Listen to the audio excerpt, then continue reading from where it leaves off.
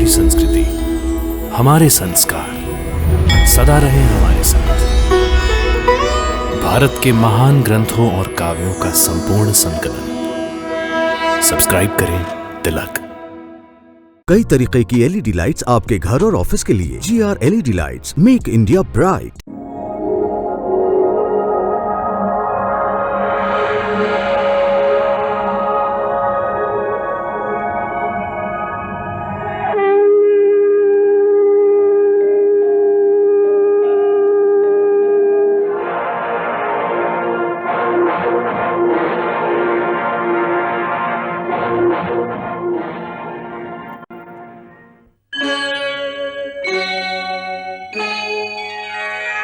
कृष्णा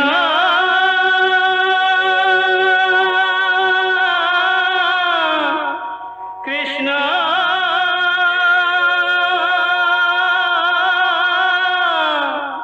हरे कृष्णा हरे हरे।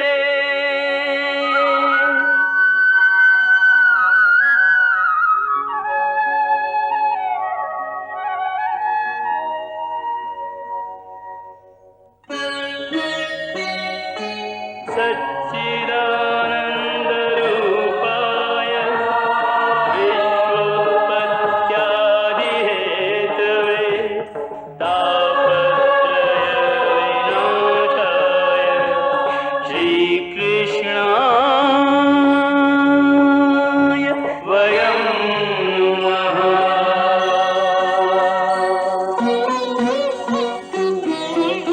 श्रीकृष्ण गोविंद हरे मुरारे, हे नाथ नारायण वासुदेव। हरे कृष्ण राधे कृष्ण राधे राधे कृष्ण कृष्ण हरे नाम।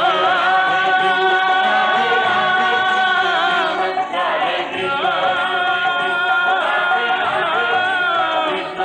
राधे कृष्ण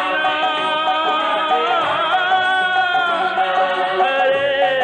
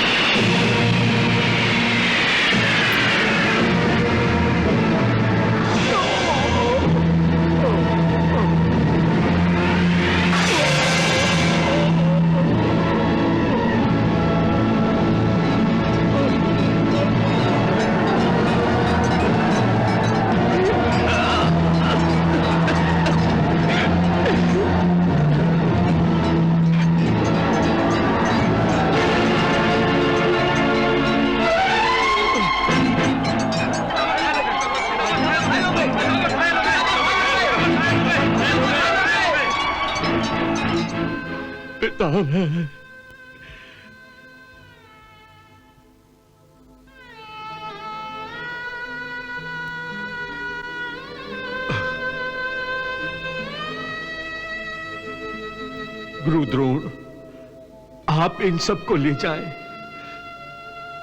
मुझे दुर्योधन से अकेले में बातें करनी है।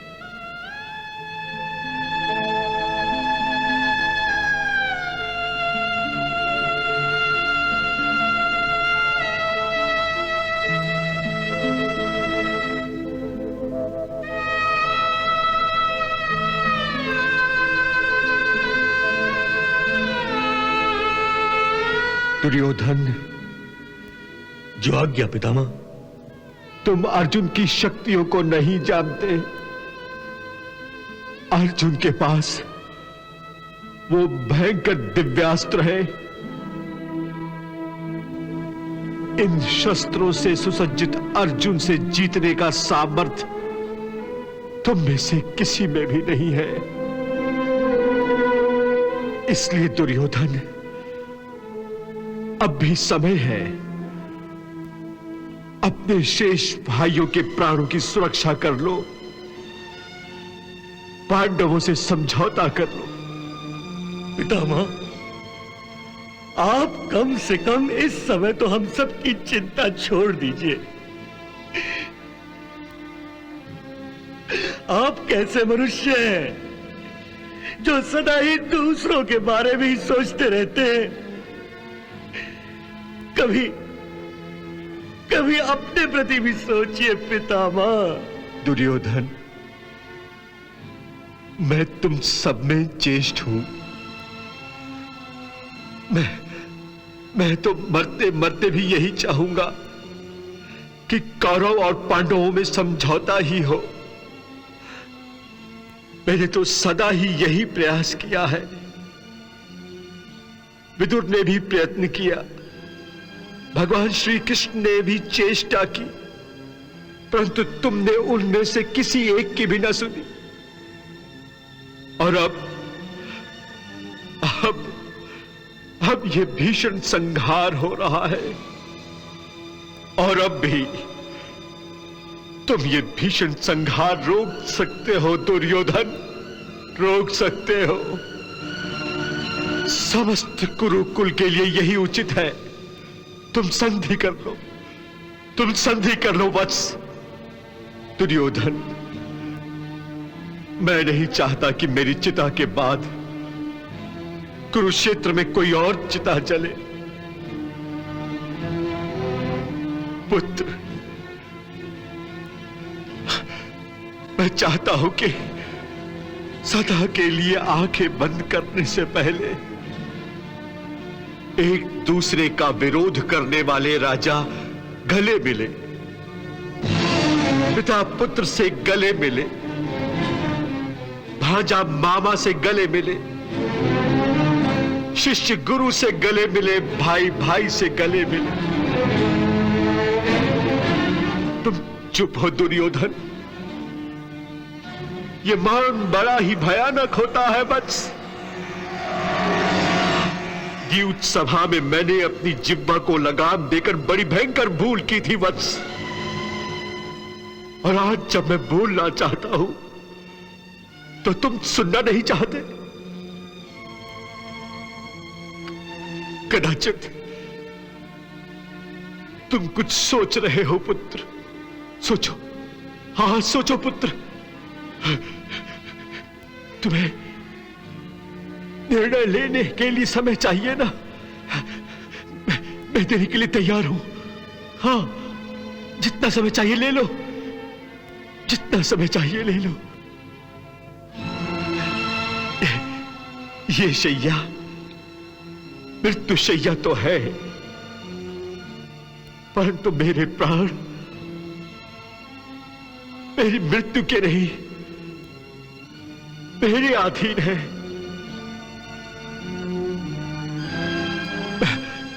मैं प्राण नहीं त्यागूंगा पुत्र।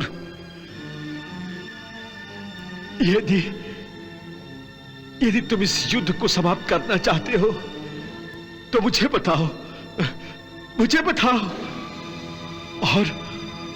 और यदि ऐसा करते हुए तुम्हारे मन में ग्लानि की भावना आए, मन में संकोच आए, तो मैं युधिष्ठिर को आदेश दूंगा।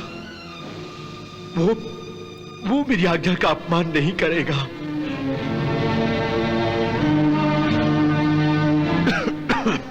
और यदि तुम इस युद्ध को जारी रखना चाहते हो तो मैं इस युद्ध को रोकने का आदेश देकर युधिष्ठिर का अपमान नहीं करूंगा। यह अधर्म नहीं कर सकता, मैं यह अधर्म नहीं कर सकता। ये राजहठ भी बड़ी बुरी बला है। इससे बचो पुत्र, इससे बचो। यदि मेरी सलाह नहीं मानोगे तो अंत में पछताने का भी समय नहीं मिलेगा तुम्हें, क्योंकि पछताने के लिए जीवन का शेष होना आवश्यक होता है पुत्र, शेष होना आवश्यक होता है।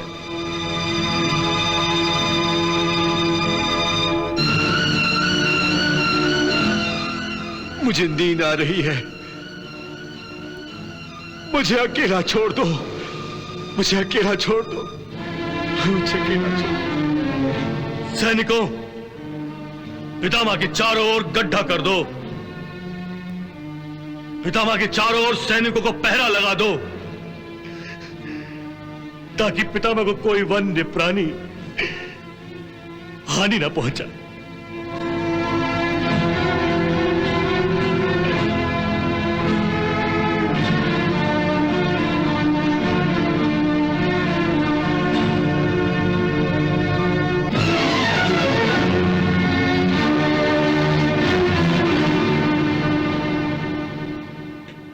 महाराज, पितामह के निष्क्रिय होने के बाद ऐसा लग रहा है कि आज हस्तिनापुर अनाथ हो गया है।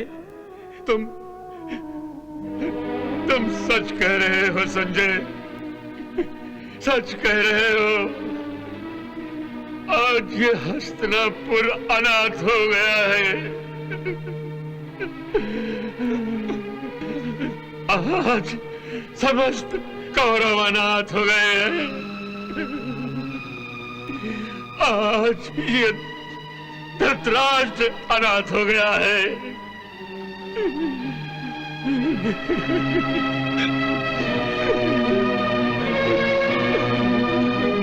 गांधारी ने सच ही कहा था संजय कि कौरव और पांडव में से कोई भी जीते, हार हमारी ही होगी। आज हम हार गए। हमारी संपूर्ण पराजय हो गई संजय, संपूर्ण पराजय। हाँ महाराज। गांधारी, महाराज,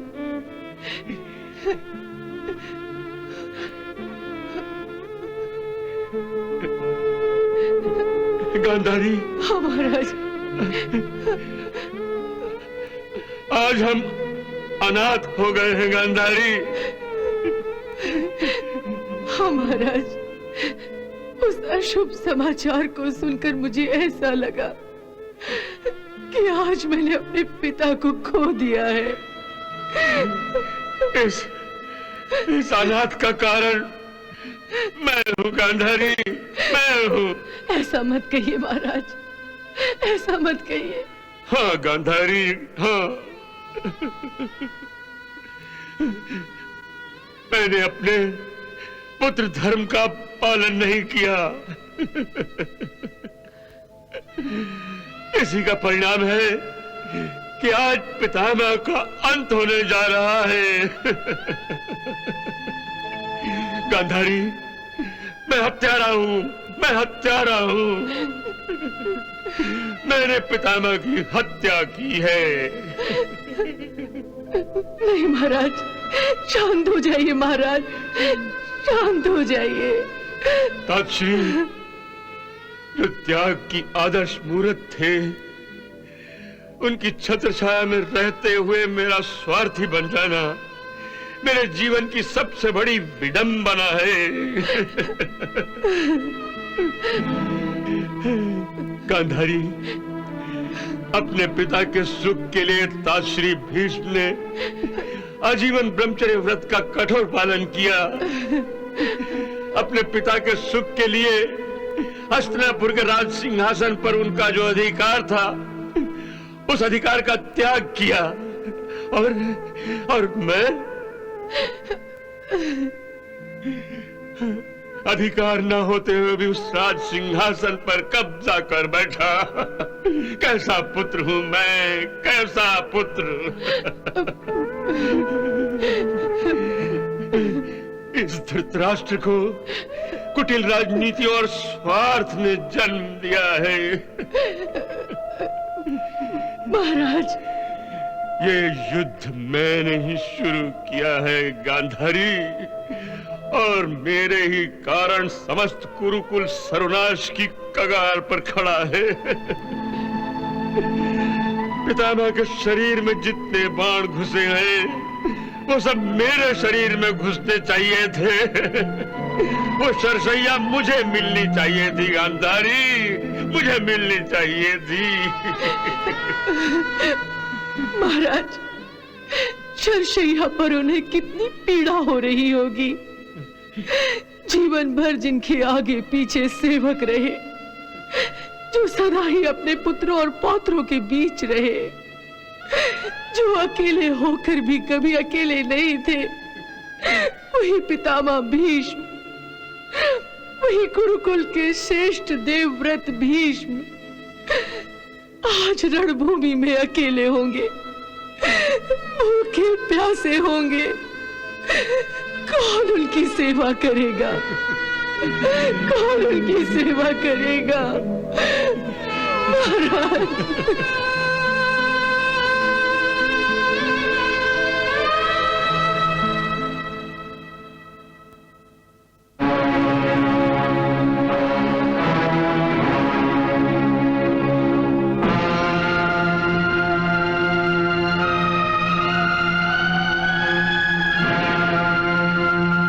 सेनापति द्रोणाचार्य की जय।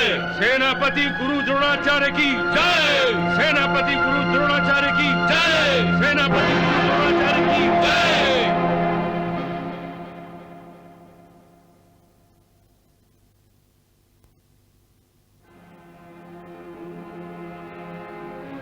गुरुदेव, इस तलवार के साथ मैं कौरवों का मान, सम्मान और अभिमान आपके हाथों में सौंप रहा हूं। इसकी रक्षा कीजिए गुरुदेव। युवराज, विश्वास रखिए, मेरे हाथों में कौरवों का मान, सम्मान और अभिमान उस प्रकार सुरक्षित रहेगा जिस प्रकार पितामह भीष्म के हाथों में सुरक्षित था।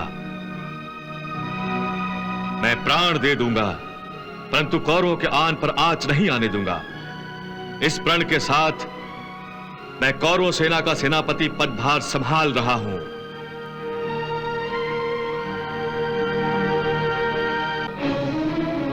सेनापति गुरु द्रोणाचार्य की जय। सेनापति गुरु द्रोणाचार्य की जय। सेनापति गुरु द्रोणाचार्य की जय। सेनापति गुरु द्रोणाचार्य की जय।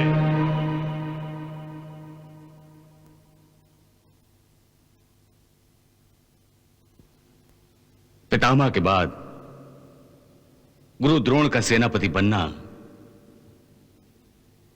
हमारे लिए चिंता का विषय है केशव। बड़े भैया, मेरी दृष्टि में यह चिंता का विषय है भी और नहीं भी है। चिंता का विषय है भी और नहीं भी। ये क्या कह रहे हो केशव?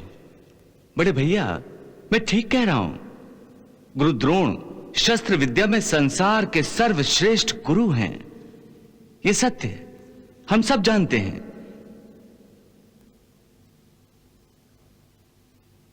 इसलिए हमें उनके बाहुबल, शस्त्र विद्या और युद्ध कुशलता पर तनिक भी संदेह नहीं करना चाहिए। परंतु एक सत्य यह भी है कि उन्होंने अपनी विद्या की संपूर्ण संपत्ति अपने प्रिय शिष्य पांडवों पर लुटा दी है। विशेषकर अर्जुन को युद्ध शिक्षा में इतना निपुण कर दिया है कि स्वयं गुरु को अपने शिष्य का सामना करते हुए सोचना पड़ेगा। तुम्हारा कहना उचित है केशव, फिर भी मैं ये कैसे भूल सकता हूं कि गुरु द्रोण अलग अलग प्रकार के व्यूह की रचना में विशेष दक्षता रखते हैं। उनका बनाया गया व्यूह मकड़ी के जाल की भांति होता है, जिसमें योद्धा पतंगे की तरह फंसकर फड़फड़ाकर दम तोड़ देता है। ऐसे कालमुखी व्यूह के निर्माणकर्ता की ओर से मैं निश्चिंत कैसे हो जाऊं केशव, कैसे हो जाऊं? बड़े भैया गुरु द्रोण के व्यूह को व्यर्थ ही महत्व दे रहे हैं। मेरी गदा ने बड़े बड़े पर्वतों के टुकड़े टुकड़े कर दिए हैं, फिर व्यू क्या चीज है? मेरी गदा के भीषण प्रहार से मैं उनके हर व्यू को ध्वस्त कर दूंगा। नहीं ताऊ जी, ऐसे अमोघ व्यू योद्धा के बाहुबल से नहीं बल्कि उसकी बुद्धि बल से ध्वस्त किए जाते हैं। व्यू का उत्तर प्रतिव्यू की रचना करके दिया जाता है। जैसे यदि शत्रु ने गरुड़ व्यू की रचना की तो उसका उत्तर हमें अर्धचंद्र व्यू की रचना करके देना चाहिए। और यदि शत्रु मकर व्यू की रचना करे तो हमें शेन व्यू या क्रोंशु की रचना करनी चाहिए। अभिमन्यु, तुम तो जन्म से ही द्वारका में पले और बड़े हुए हो। बलराम जी से गदा चलाने और युद्ध के दांव पेच की शिक्षा लेने की बात तो समझ में आती है, परंतु ये व्यू प्रतिव्यू जैसी गूढ़ बातें अवश्य तुमने अपने छोटे मामा श्री द्वारकाधीश से सीखी होंगी। नहीं ताऊ जी, व्यू रचना की यह गुड़ शिक्षा मैंने अपने मामाश्री से नहीं ली। फिर किससे ली? ये तो मैंने अपने पिताश्री पार्थ अर्जुन से ली है। अर्जुन से? परंतु हम सब तो 13 वर्षों तक वनवास में थे। इतने वर्षों के बाद तुम्हारी अर्जुन से भेंट हुई, फिर तुम्हें अर्जुन से शिक्षा कब मिली अभिमन्यु? यह शिक्षा मैंने अपनी माता सुभद्रा के गर्भ में ही प्राप्त कर ली थी। गर्भावस्था में? हाँ ताऊ जी, माताश्री को युद्ध नीति के विषय में अधिक से अधिक जानने की उत्सुकता रहती थी और इसीलिए वो पिताश्री से युद्ध के विषय में चर्चा भी करती रहती थीं। पिताश्री ने युद्ध के व्यूहों के बारे में जितनी भी जानकारी दी वो सब मैंने माताश्री के गर्भ में रहकर ही प्राप्त कर ली थी। वाह भतीजे वाह, तुम तो जन्मजात योद्धा निकले। अब हमें गुरु द्रोण की चिंता नहीं करनी चाहिए। चिंता तो हमें अवश्य करनी चाहिए, परंतु महावीर कर्ण की।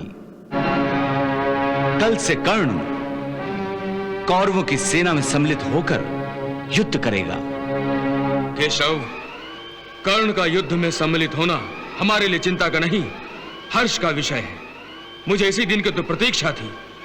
मेरे तुनीर का एक एक बाण उस सूत पुत्र के शरीर को छेदने के लिए व्याकुल है। हाँ माधव, वो कायर अभी तक मेरी गदा से इसीलिए बचा रहा क्योंकि पितामह के नेतृत्व का बहाना लेकर उसने युद्ध नहीं किया, परंतु अब वो बच नहीं सकेगा। कल उसे मेरी गदा का अवश्य सामना करना होगा। नहीं भीम भैया, नहीं। कर्ण मेरा शत्रु है, वो मेरा शिकार है। कल उसका सामना अर्जुन से होगा, केवल अर्जुन से।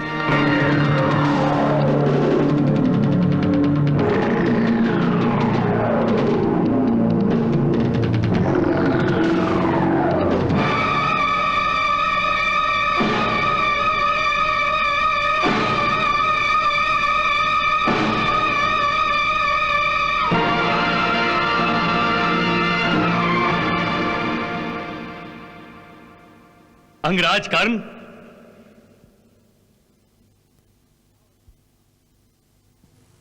आओ मित्र आओ, पधारिए मामा श्री।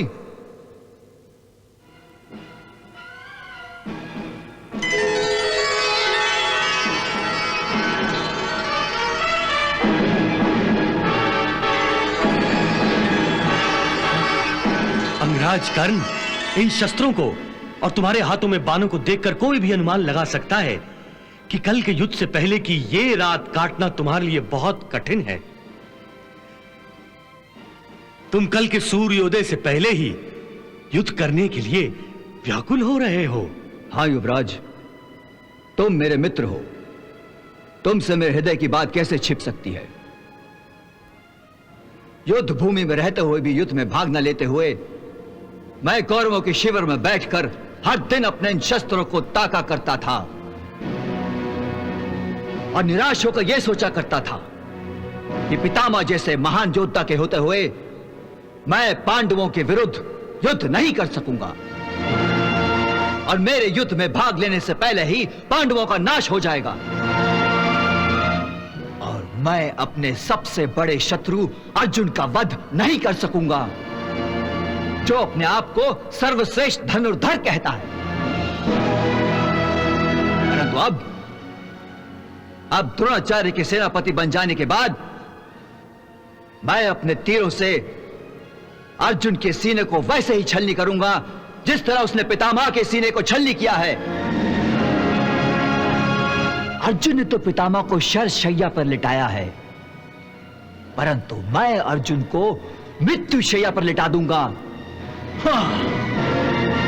पितामह के नेतृत्व में युद्ध न करने की मेरी प्रतिज्ञा ने मेरे हाथ बांध दिए थे, परंतु पितामह के निष्क्रिय होने के बाद मेरे ये हाथ खुल गए हैं। हाँ अंगराज, अब तुम्हें युद्ध में खुलकर अपना हाथ दिखाना होगा और अपने घातक से घातक शस्त्रों का प्रयोग करना होगा।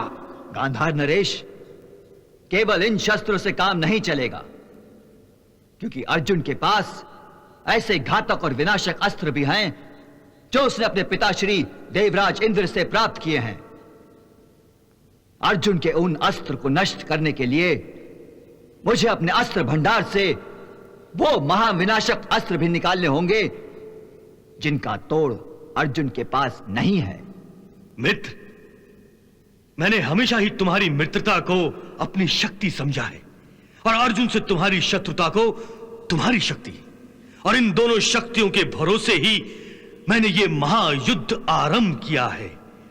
मित्र, मुझे तुम्हारे इन अस्त्रों और शस्त्रों से अधिक तुम्हारी मित्रता पर विश्वास है, तुम्हारी मित्रता पर।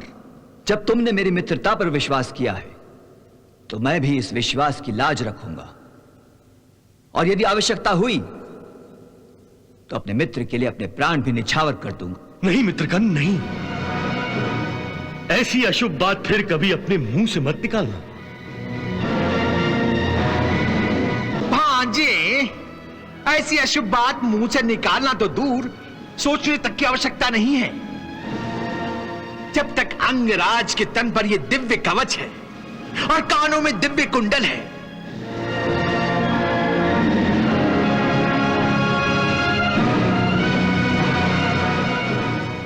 अर्जुन देवेंद्र के दिए हुए अस्त्रों से तो क्या, स्वयं इंद्रराज भी चाहें तो अपने विनाशक से विनाशक शस्त्रों से भी अंगराज का बाल तक बागा नहीं कर सकते। हाँ, स्वयं इंद्रराज भी चाहें तो अपने विनाशक से विनाशक शस्त्रों से भी अंगराज का बाल तक बागा नहीं कर सकते। हाँ, मैं ऐसा नहीं होने दूंगा।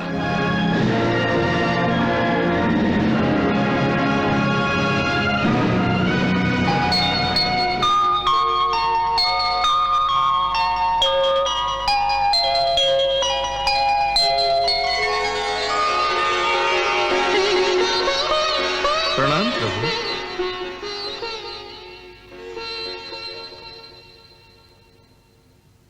आइए देवेंद्र, कैसे आना हुआ? हे त्रिलोकीनाथ, तीनों लोकों में आपसे तो कोई बात छुपी नहीं रह सकती। आप भली भांति जानते हैं कि मैं यहां क्यों आया हूं। प्रभु, मुझे अपने पुत्र अर्जुन की चिंता आप तक खींच लाई है। प्रभु, मैं जानता हूं आप अर्जुन के सखा हैं और आपने इस महायुद्ध में अपनी विशेष कृपा दृष्टि से अर्जुन का सारथी बनना भी आपने स्वीकार किया है। इस प्रकार आपने अर्जुन को अपनी सुरक्षा में लेकर संपूर्ण सुरक्षा प्रदान की है। हाँ, मित्र होने के नाते मुझे इतना तो अवश्य ही करना चाहिए था, विशेषकर इसलिए क्योंकि इस युद्ध में वो धर्म पर है। परंतु तुम ये सब जानते हो, फिर भी अर्जुन की चिंता कर रहे हो। क्या करूं भगवान, एक पिता का अपने पुत्र के प्रति मोह मुझे विवश कर रहा है। पिता जब तक स्वयं अपने पुत्र की सुरक्षा के लिए कुछ न कुछ नहीं कर लेता, तब तक उसे चैन नहीं मिलता। प्रभु, ममता की प्रवृत्ति ही कुछ ऐसी होती है कि माता पिता पुत्र मोह में कुछ भी करने को तैयार हो जाते हैं। हाँ देवराज, पुत्र प्रेम और ममता आदरणीय भावनाएं हैं, परंतु पुत्र मोह में धृतराष्ट्र की भांति अंधा हो जाना उचित नहीं है। ये जो महाविनाशक युद्ध हो रहा है, ये धृतराष्ट्र के अनुचित पुत्र मोह के कारण ही तो हो रहा है। प्रभु, धृतराष्ट्र ने यह सारा अनर्थ दुर्योधन को पांडवों का अधिकार छीनकर केवल राजपाट दिलाने के लिए किया था, और अपनी मूर्खता के कारण अपनी पूरी संतान को मृत्यु के मुंह में ढकेल दिया है। परंतु मैं ऐसा कोई अनर्थ नहीं करना चाहता। प्रभु, मैं तो केवल अर्जुन के प्राणों की सुरक्षा हेतु कर्ण और अर्जुन के बीच जो शक्ति का असंतुलन है उसे बराबर करना चाहता हूं। प्रभु, आप तो जानते ही हैं कि कर्ण के पिता सूर्यदेव ने कर्ण को जन्म से ही कवच कुंडल प्रदान किए हैं। उनके कारण वो युद्ध भूमि में अजय हो गया है। इस प्रकार युद्ध भूमि में उसका पलड़ा पहले से ही भारी है, परंतु अर्जुन के पास ऐसी कोई सुरक्षा नहीं है प्रभु। इसलिए दोनों की स्थिति बराबर नहीं है प्रभु। उस दिव्य कवच कुंडल के कारण कर्ण का पलड़ा पहले से ही भारी है। इसलिए यदि मैं कर्ण से यह कवच कुंडल प्राप्त कर लूं तो दोनों की शक्ति के पलड़े बराबर बराबर हो जाएंगे। प्रभु, इसके लिए मैंने एक उपाय सोच रखा है। कर्ण एक परमदानी है और उसका एक नियम है, हर सवेरे सूर्यदेव की पूजा के बाद कोई याचक उसके पास जो भी मांगे उसे इनकार नहीं करता। मैं उसी समय एक याचक बनकर उसके पास जाऊंगा और उसके कवच कुंडल भिक्षा में मांग लूंगा। प्रभु, यही तो अवसर है उसके दान धर्म का लाभ उठाने का। इसीलिए मैं आपके पास आया हूं। परंतु आप मेरे पास क्यों आए हो? आप एक दानवीर से भिक्षा मांगने जा रहे हो, उसमें मेरी क्या आवश्यकता पड़ी? प्रभु, मैं आपसे सफलता का आशीर्वाद लेने आया हूं। अच्छा, तो आप ये चाहते हो कि मैं आपको इस बात का आशीर्वाद दूं कि आप जो किसी के साथ छल करने जा रहे हो उसमें सफल हो? परंतु ये छल नहीं है प्रभु। ना मैं चोरी करने जा रहा हूं, ना तो धोखा देकर छीनने जा रहा हूं।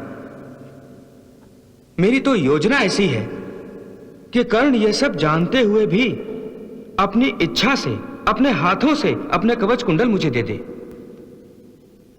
आप ही कहिए प्रभु, क्या मेरा यह कार्य धर्म कहलाएगा या अधर्म?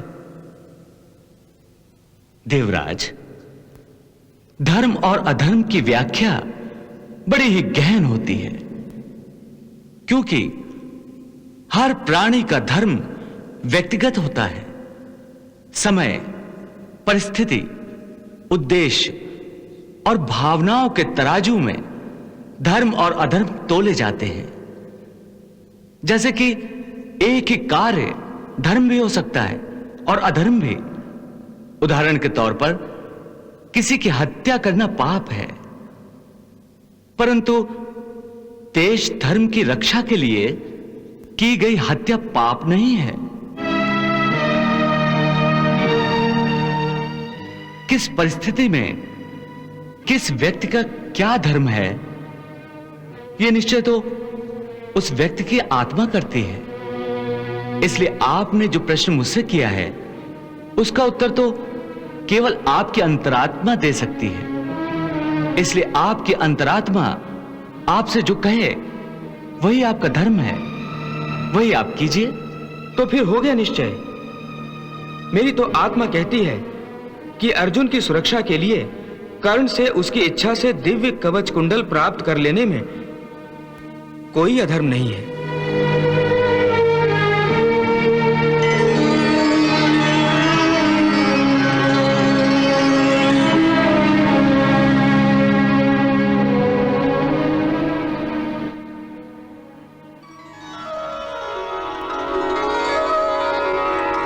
प्रणाम।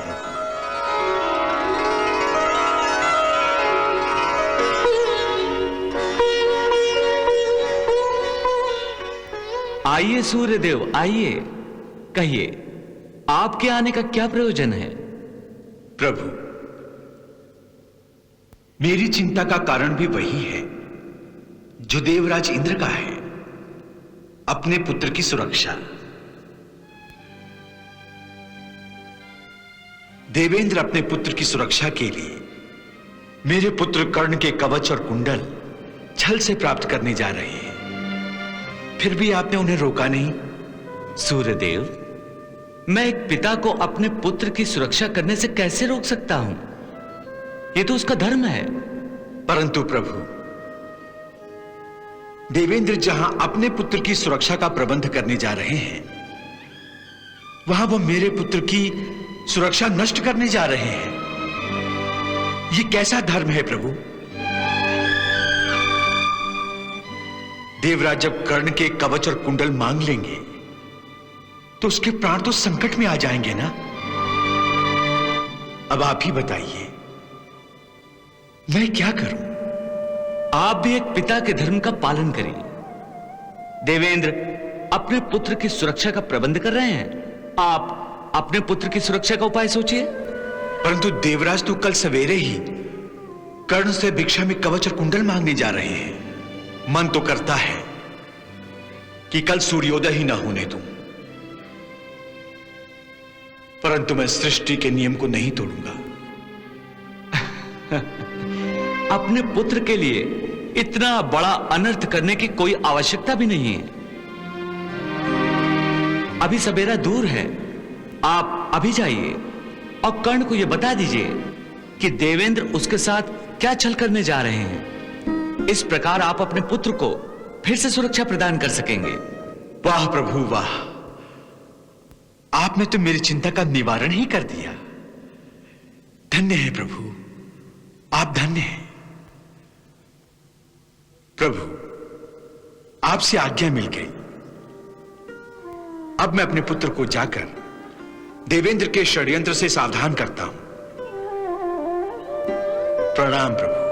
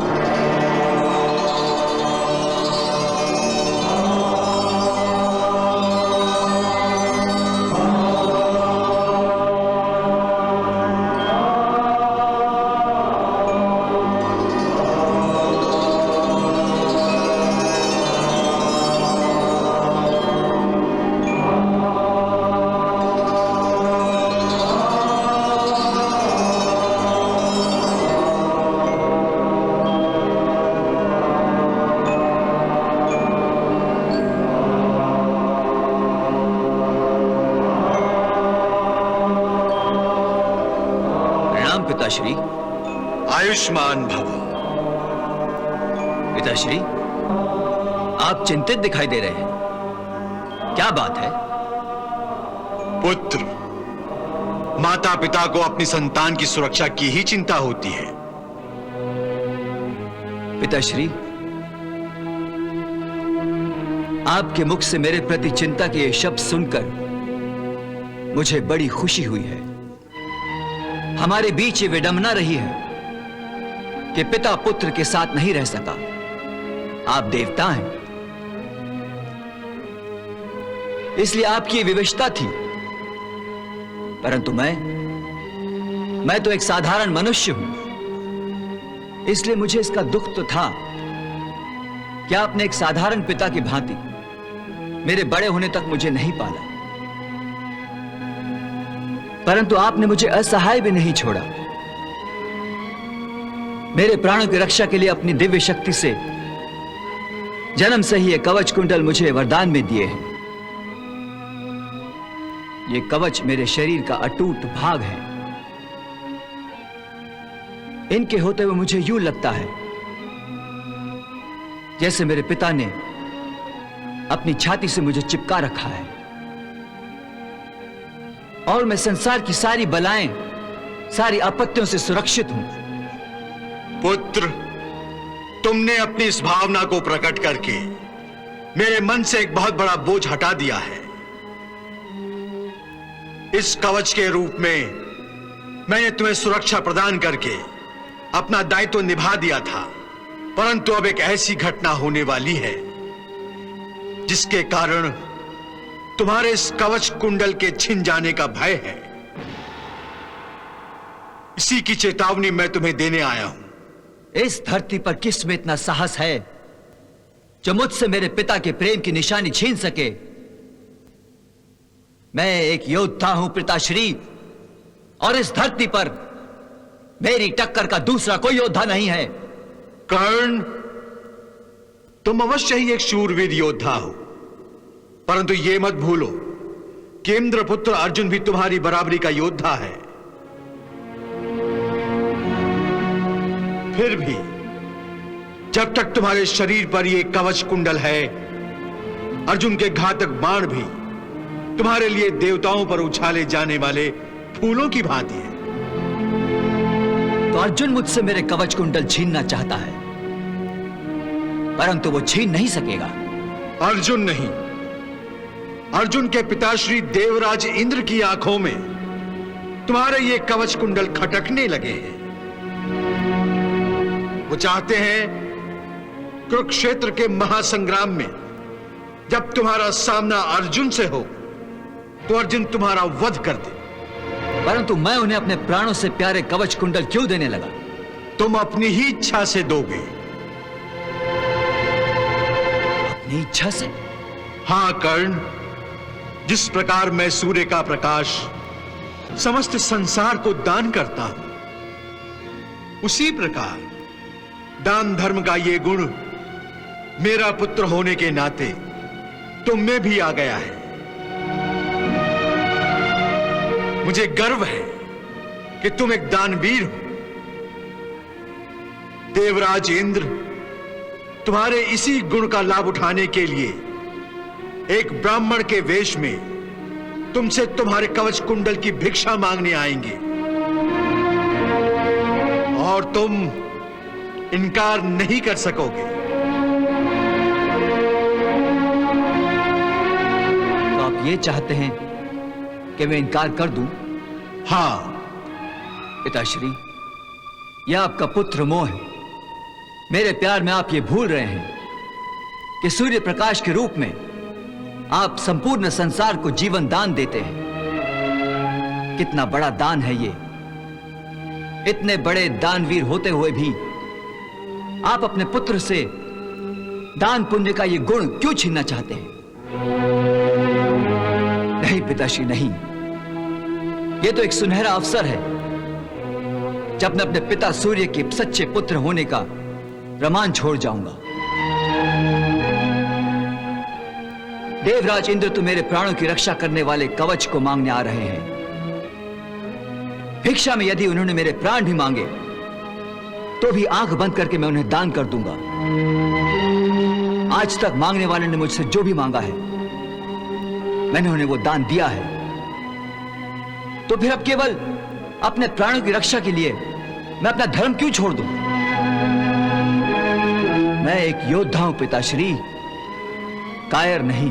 पुत्र, मनुष्य में दान धर्म की भावना आदरणीय ही नहीं पूजनीय भी है, परंतु यह कैसा दान है जिसमें दानी के प्राण संकट में आ जाए? यह तो आत्महत्या है, कोई दान नहीं।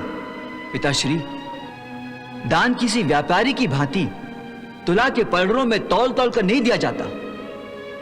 वो दानी दानी नहीं जो अपनी मुद्राएं गिन गिन कर किसी की झोली में डाले और बदले में पुण्य कमाने की भावना रखे। सच्चा दानी तो वो है जो अपने याचक की आवश्यकता को पूरी करने के लिए आंख बंद करके उसके पास जो कुछ है उसकी झोली में डाल दे, और मांगने पर न देना दान धर्म का अपमान है। वाह पुत्र वाह, तुमने दान धर्म की क्या सुंदर व्याख्या की है। अब मैं तुम्हें दान धर्म के पद से हटने के लिए नहीं कहूंगा। तुम अवश्य ही अपने धर्म का पालन करो। पुत्र, तुम एक महान दानवीर हो।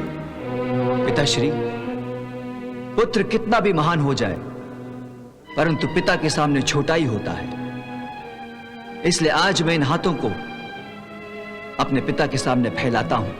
पुत्र, यदि अपने पिता के आगे हाथ फैलाए तो छोटा नहीं हो जाता। मांगो, तुम मुझसे क्या चाहते हो? पिताश्री, माता पिता के आशीर्वाद से अधिक मूल्यवान वस्तु दुनिया में और कोई नहीं है।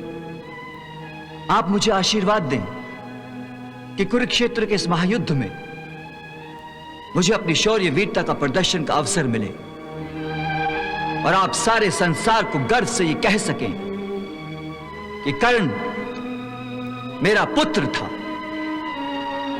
कल्याणमस्तु।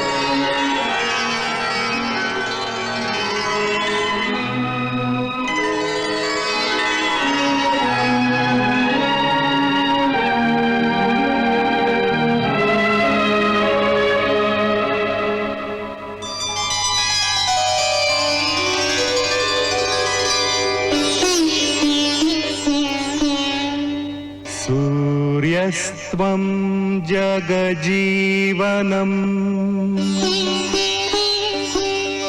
प्रभपतिनितप्रतिवन्दनम्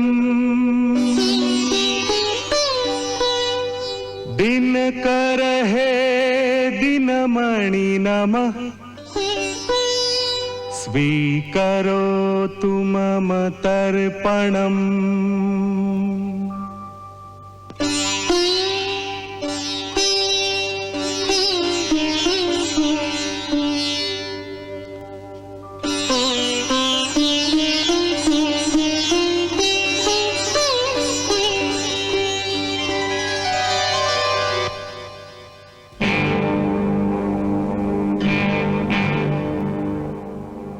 आज कोई भिक्षा मांगने वाला नहीं आया।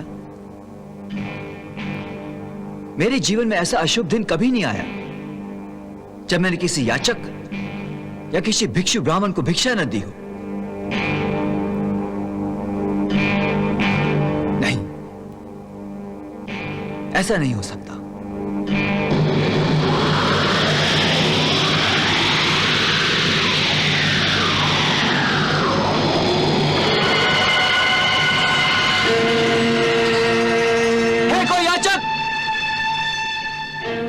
भिक्षु है कोई?